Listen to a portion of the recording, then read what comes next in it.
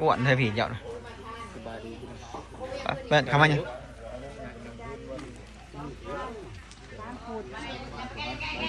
เนี่ยปรึกษากับพ่อบ้านในบ้านเนาะ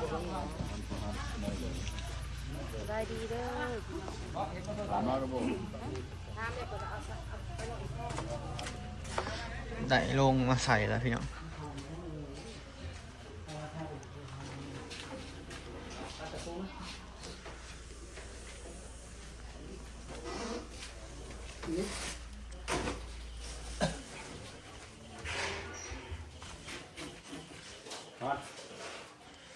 ตักล้างก่อน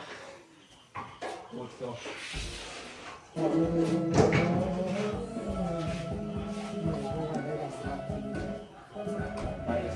ไปวันหน้าเราคือไปสู่สุภูมิดีเด้อไม่ใหญ่เด้อ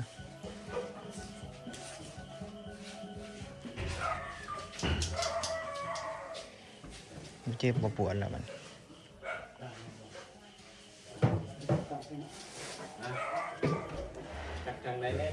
นี่คนอยู่น้ำแม่ครับสบายดีพี่น้องคนอยู่น้ำแม่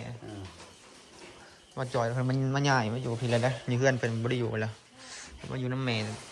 แต่แม่ว่าสบายคนละมาจอยมากก็อยู่กับเมียเพิ่นกับละไผ่ละไผ่อิดกำลังอยู่เห็ดกินกำลังกลัวปลา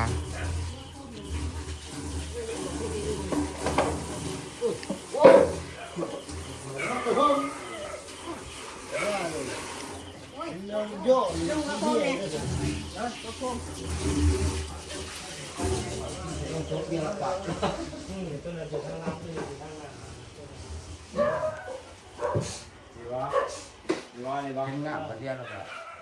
ได้เห็นกับเปื่อยเนี่ยสองคนบอกเรางาบบอกหายแล้วก็เบาออกมาจากห้องน้ำมันก็ออกมาเห็นเราคนเดียวท้ายก็บ่เห็นนะเห็นแต่กับเปื่อยสองคน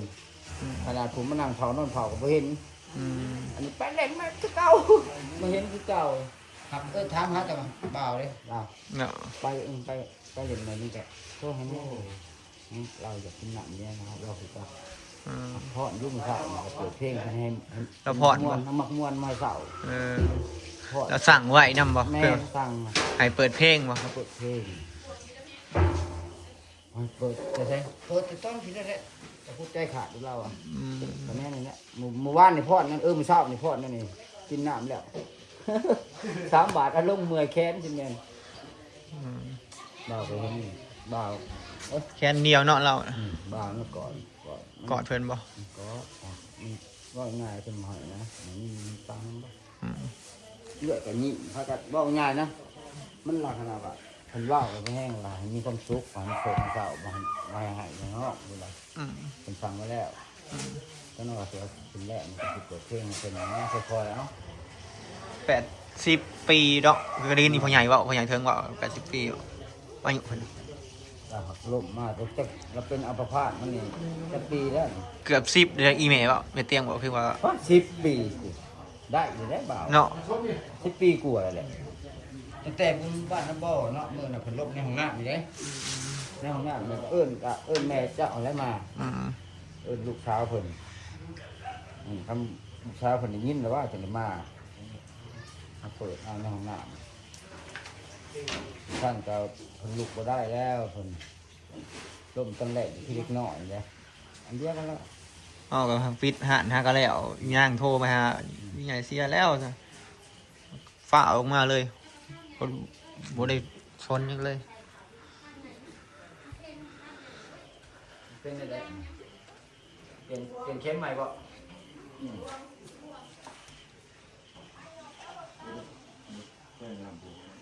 เป็นมาแล้วเดี๋ยวมันไหลมันไหลแล้ว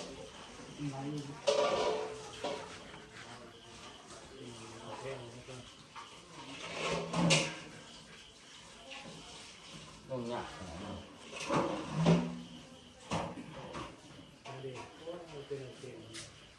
เป็นน้ำเค็มไล่แล้ววะ ไล่ไว้ขนาด ตายแล้ววันนี้ บ่นาน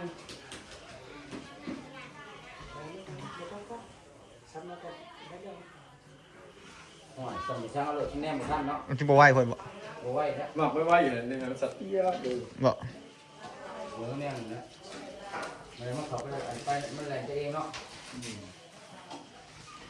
มันดูว่าจะเค็มไหมเจียม มาที่จะ บ่อันแรกก็ถูกคนดอกอันแม่ก็อันแม่ก็ได้ซ้องเลยทั้งเค็ม กินผักขาดด้วย มาหาดูบ่จอน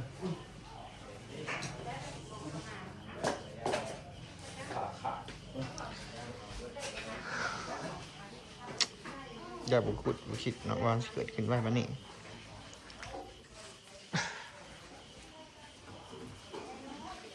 นี่เอาพระเจ้าถามหาพระโคมนี่ไว้ท่านให้กันเจ้าคือเจ้าที่ใส่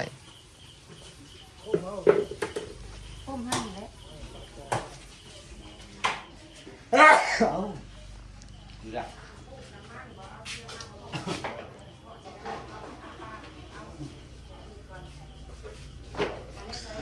เพิ่นไปบ่ได้มาบ่ได้นั่นหลายปีเติบได้อพี่น้องโจมขี้โจมเหนียวเนาะขออนุญาตนำเด้อบ่ได้รับทานอาหารขอโทษขออภัยหลายกับมีโจมได้นี่กับเมียบ่จอยแล้วก็บ่จอยแล้วถ้ายำเมียวขาบ่จอยก็มีบ่จอยก็อยู่กันยำเมียวกับอีเมเตียงเนาะแล้วก็สติ๊กเนาะซอยกันโจมเนาะ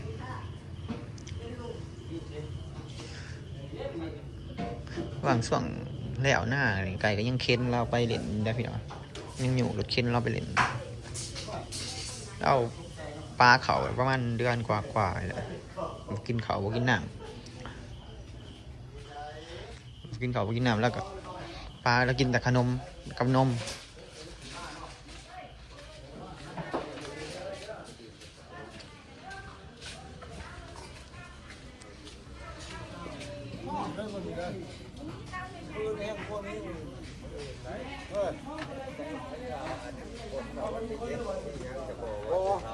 วันจันทร์วันจันทร์ ญาติพี่น้อง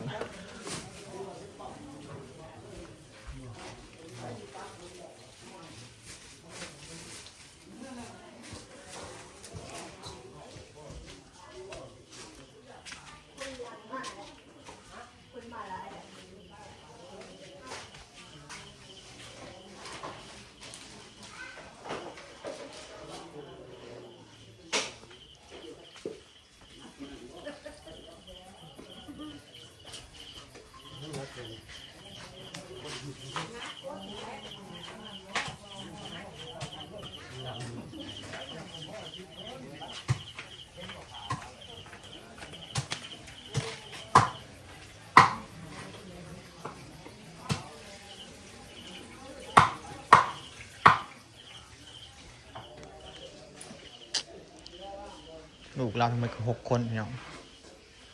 มีเตียงกบผู้ซ้อสติ๊กผู้3เบาจอยผู้4เบาแปรผู้5ยาเมียวผู้6บาโบพี่น้องคือผู้เห็นเนาะบาโบเพิ่นอยู่ข้างในพี่น้องเนาะเพิ่นอยู่ข้างในมากับประมาณ6 ปีเลย6 ปีเลยแหละพี่น้อง6 ปีเลย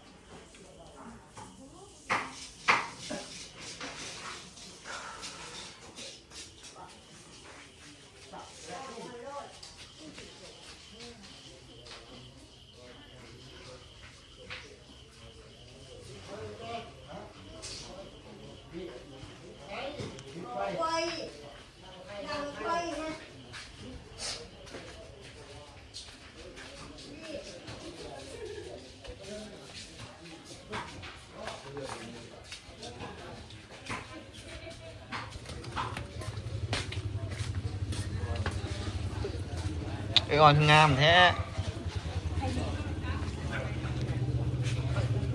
ได้นะมาหอดถึง มาแต่พุ่นแล้วแต่นั่งโทรไปแต่6 โมงปลายทำมาหอน แสดงว่ามากหอดแบบเดินมาเอาที่ตัวยักษ์ ประมาณนั่นแหละตอนเอามือเอาถูกแหละ ตอนนี้เพิ่นเสีย6 โมง 3 นาทีบอกพี่ว่าอย่าพี่น้องก็มา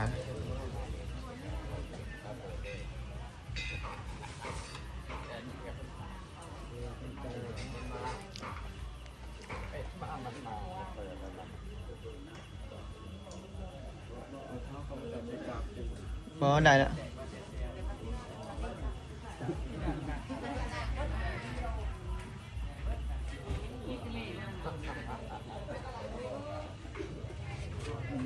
หมดกระตึกหนาแล้วพี่น้องขึ้นหนาขึ้นตาแล้วคลิปนี้ขอไว้ถึงได้พี่น้องเด้อนี่รถเข็นเพิ่นเนาะพี่น้อง2 อันรถเข็นเพิ่นนี่รถเข็นเพิ่น2 อัน